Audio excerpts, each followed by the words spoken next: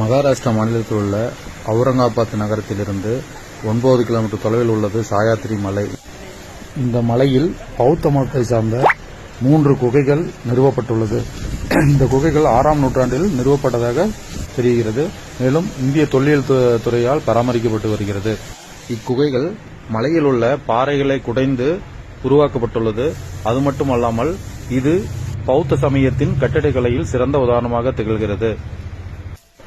இந்து கடவுள்களான துர்க்கை மற்றும் கணபதி போன்ற சுவாமிகளின் சிற்பங்களும் இந்த குகையில் நிறுவப்பட்டுள்ளது. அது மட்டுமல்லாமல் குகையின் உள்பகுதியில் முழுவதுமாக பௌத்த தேவதைகளின் சிற்பங்கள் நிறைய நிறுவப்பட்டுள்ளது.